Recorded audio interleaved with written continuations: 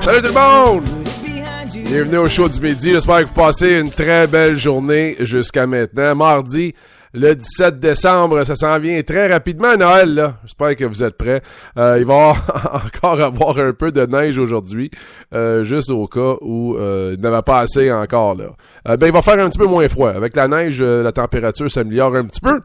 Et ça, c'est si vous êtes au Québec, évidemment, ou en Ontario, parce que nos auditeurs à Dubaï ou à Fort Lauderdale ou en Suisse, ça ne s'applique pas à vous, ça, nécessairement. Mais peu importe où vous êtes et à quelle heure vous écoutez le show du midi et comment vous nous écoutez, merci beaucoup d'être là, on l'apprécie énormément.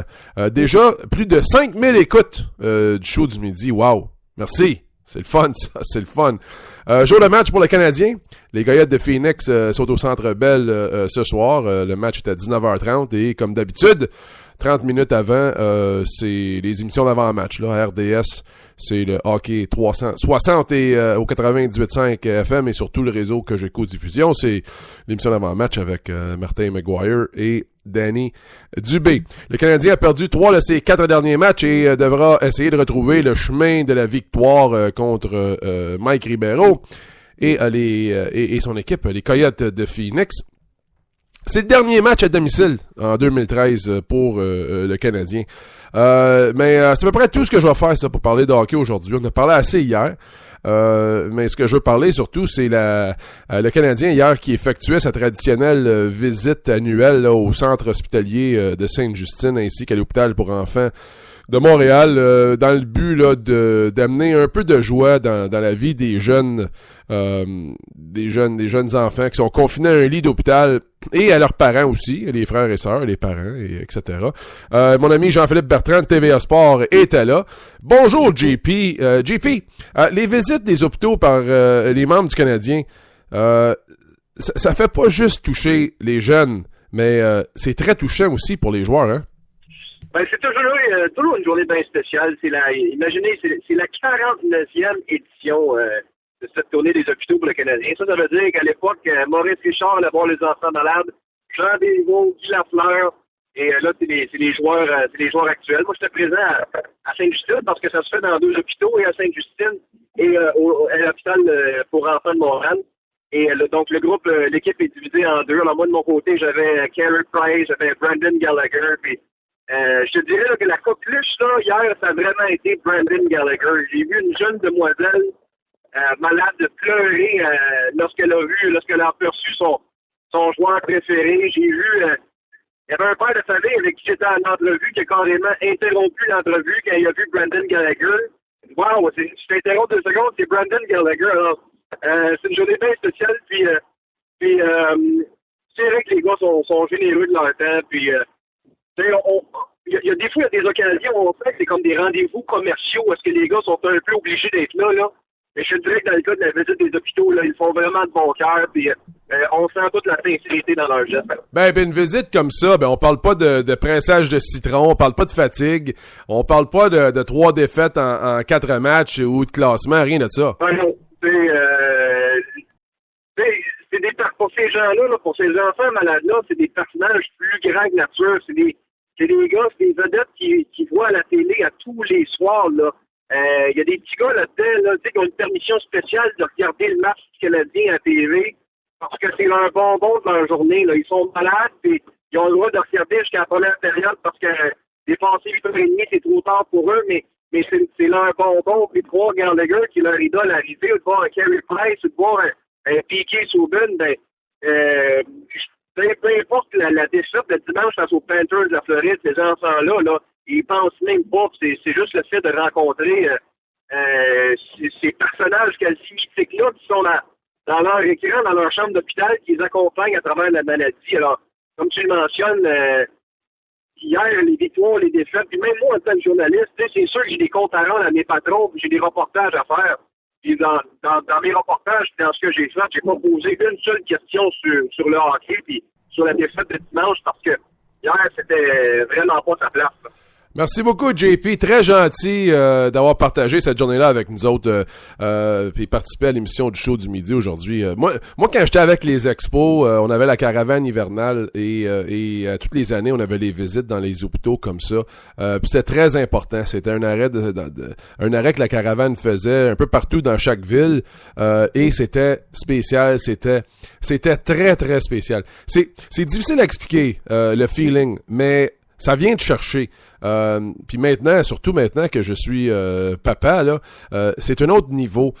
Puis ma femme Isabelle et moi, on est très reconnaissants de la chance que nous avons d'avoir un enfant qui est en santé, un enfant qui grandit, que tout semble être normal. Donc, on est très chanceux. Puis quand JP dit que Brendan Gallagher était la coqueluche hier, c'est sûrement parce que Youpi n'était pas du groupe. Il était sûrement avec l'autre groupe. Parce que moi, je peux te dire, là, quand je rentrais dans une chambre d'hôpital d'un enfant, là, si tu voulais voir la plus belle réaction, celle qui vraiment vient te chercher, vient chercher ton cœur, rentre dans une chambre après Youpi. Parce que c'était et c'est le roi de ces occasions-là.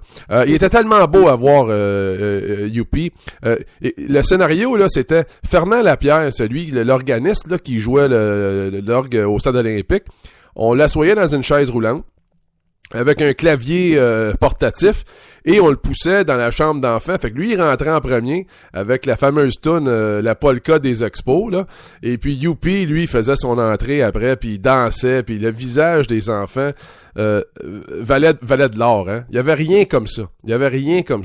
Ça ressemblait un peu à ça. On va faire écouter un petit bout de la toune. Elle est tellement bonne, cette toune-là, là.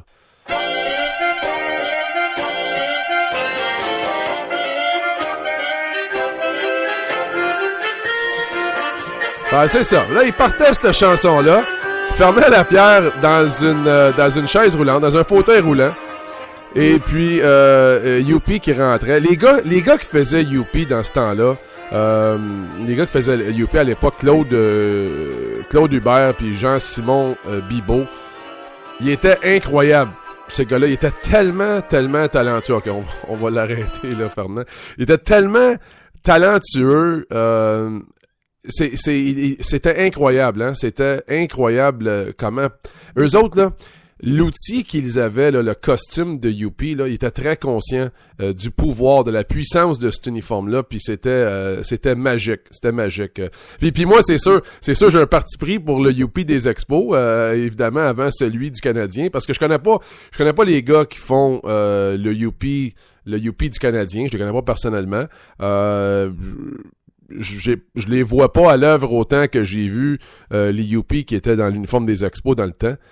Mais ceux des Expos, là, étaient incroyables et magiques. Magique. Mais c'était une belle expérience. C'est des jours, j'oublierai pas. Je sais que les gars du Canadien ont définitivement une perspective un petit peu différente. Tu vois ce qui est vraiment important quand tu as une chance d'aller visiter des jeunes comme ça, surtout que beaucoup de joueurs du Canadien, c'est des pères de famille aussi. Un petit peu plus tard, je m'entretiens avec un autre père de famille, un nouveau papa, un ami à moi, Bruno Gervais.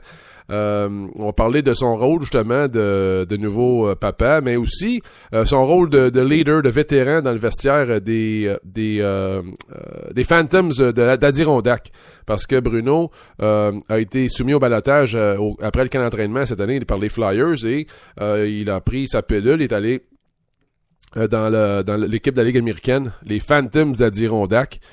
Et il va nous parler de son rôle là, non seulement son rôle de papa, mais son rôle d'un peu de grand frère ou de mentor là, dans le vestiaire des Phantoms d'Adirondack.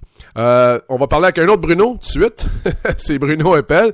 On parlait au sujet du repêchage d'expansion qui a eu lieu hier, le Rouge et Noir d'Ottawa qui a repêché, qui a fait son club. Hein.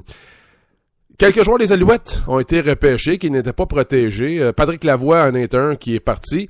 Et ce matin, ça fait beaucoup jaser, ça. Salut Bruno. Ouais, c'est clair que le départ de Patrick Lavoie, c'était un favori de la foule, hein. Mais moi, je viens d'écrire un article là-dessus, Derek, puis j'ai écrit la dure réalité du sport. Parce que il y a beau être un favori de la foule, la réalité, c'est que quand tu regardes, et moi je l'avais mis sur ma liste, hein, j'en avais parlé avec toi, je pense, mais je l'avais mis sur ma liste de protection. J'avais aussi mis Steven Numbala, qui est un choix de première ronde l'an passé des Alouettes, qui est un centre-arrière lui aussi, puis qui est plus en forme que Patrick, qui lui vient d'avoir une blessure sérieuse au dos, s'est fait opérer pour un hernie dans le dos à l'âge de 26 ans. Et je pense que ça a probablement contribué à ce qu'on ne le mette pas sur la liste de protection, parce que tu avais le choix entre lui ou deux joueurs de ligne à l'attaque, du nom d'Andy Woodruff puis Christian Matt. Deux gars qu'il faut, quand on regarde ça objectivement, là, ben Andy Woodruff, c'était un des partants des Alouettes avant d'avoir sa commotion cérébrale. Et Christian Matt, c'était le 6e homme de la ligne offensive, un autre choix de première ronde il y a quelques années. Fait que il se retrouvait dans un dilemme, puis de mettre deux centres-arrière sur sa liste de protection alors qu'il pouvait protéger seulement 6 joueurs, c'était pas logique pour l'organisation. Et c'est Patrick Lavoie qui a payé la note, là. Et je peux dire que Marcel Desjardins, lui, de son côté, était très content de voir qu'il y avait un joueur de cette qualité-là disponible lorsqu'il a regardé la liste des Alouettes. Ça, c'est clair, par contre. Bruno, qu'est-ce que tu penses de la sélection de DeMarco et Glenn comme corps arrière dans la première ronde? Ben, écoute, c'est sûr que quand tu regardes l'entraîneur-chef du Rouge et Noir, c'est l'ancien coordinateur défensif des Stampeders de Calgary. Fait que Kevin Glenn, très bon choix. Je pense que c'était le meilleur candidat disponible, là. Vétéran de 10 ans, un gars qui a gagné partout où il est allé comme corps arrière, qui a prouvé là, qu'il était capable d'être un partant dans cette ligue-là, surtout dans les deux dernières années avec les Stampeders de Calgary. Il connaît bien Campbell, évidemment l'entraîneur-chef qui est rendu là. Et c'est toujours important pour une organisation, une nouvelle organisation, d'avoir quelque chose de solide au poste de corps arrière. Puis je pense qu'on l'a avec Kevin Glenn. Puis de l'autre côté, DeMarco, ben, c'est un gars plus jeune, mais c'est un gars qui a joué derrière Travis Luley, qui est un joueur par excellence de la Ligue il n'y a pas si longtemps. Donc, puis moi, lorsque je l'ai vu jouer, c'est un gars qui est très mobile, qui est agile, qui a un bon bras. Pas le plus grand des carrières, par contre, il est assez court, mais c'est un gars avec beaucoup de potentiel. Et pour juste terminer aussi, Martin Hopkins, qu'on a perdu là, du côté des Alouettes, ça, faut pas négliger là, ce choix-là. C'est un très bon choix aussi pour le Rouge et Noir. C'est un gars qui était partant chez les Alouettes avant de se blesser. Scooter Berry avait pris sa place, mais c'est un gros plaqueur, un gars solide, un gars qui va patrouiller le centre de défensive du Rouge et Noir assurément comme partant l'an prochain. Si je t'entends bien, Bruno, tu dis que le Rouge et Noir sera compétitif dès la saison prochaine? Mais c'était le but. Ils vont être plus que pas pire. Puis c'était le but, Derek. Là, la façon dont ils ont bâti le repêchage, se sont assurés qu'il y ait des gars intéressants au Rouge et Noir. Ils ne voulaient pas que ça fasse comme dans les années antérieures où, lorsque les Renegades sont arrivés dans la Ligue, oui, ils ont été capables d'aller chercher des joueurs, des bons joueurs, mais pas de grands joueurs de qualité. Là, dans la façon dont on a bâti le repêchage d'expansion, on s'est assuré que Marcel Desjardins, le directeur général, aurait accès à de bons joueurs, autant américains que canadiens. Puis je pense que c'est bon pour la Ligue, là. Tu veux pas que le Rouge et Noir arrive et qu'il ait de la misère à gagner pendant 3 ans. Là. Ça sera pas bon pour amener du monde dans les estrades. Merci beaucoup, Bruno, pour ton commentaire. Hey, avant de terminer, t'as entendu Dez Bryant des Cowboys donner son excuse pourquoi il avait quitté les lignes de côté avant la fin du match de dimanche dans la défaite face aux Packers. Il a dit qu'il voulait pas que le monde le voie pleurer. Est-ce que t'achètes son excuse? Bullshit. Regarde, bullshit. Tu vas dire pourquoi c'est de la bullshit. C'est clair. Je m'excuse, là, mais Dez Bryant, c'est quoi? T'étais plus frustré que les 55 autres gars sur ces lignes de côté? Qu'est-ce qui fait que toi, Dez Bryant, t'es plus frustré que les autres? Qu'est-ce qui fait que toi, Dez Bryant, faut pas que les partisans te voient plus que tes 55 autres coéquipiers? Moi, j'ai ça parce que ça veut dire qu'il se met sur un piédestal, il se met dans une classe à part vis-à-vis de ses autres coéquipiers qui, eux, sont restés sur les lignes de côté. Il se prend pour qui? Moi, c'est ça que je me pose comme question. Puis le problème, c'est que la dernière fois, les entraîneurs et le directeur général et le propriétaire Jerry Jones n'ont pas mis leur culotte quand il a pété sa coche sur les lignes de côté. Il y avait à peu près un mois et demi, là. Et c'est à ce moment-là qu'on lui a donné le statut de gars qui avait le droit de se permettre des choses comme ça. Si on l'avait mis à l'amende, si on l'avait suspendu, la première fois qu'il a pété sa coche, je peux te dire, hier, il s'est resté sur les lignes de côté. Merci Bruno, bonne journée à toi. Sois prudent sur les routes aujourd'hui. C'est sûr que Dez Bryant nous donne toujours du matériel en masse pour parler. C'est un bon joueur, mais une mauvaise décision qu'il a pris dimanche et pour son excuse, il a dit qu'il voulait pas que tout le monde le voie pleurer après la défaite.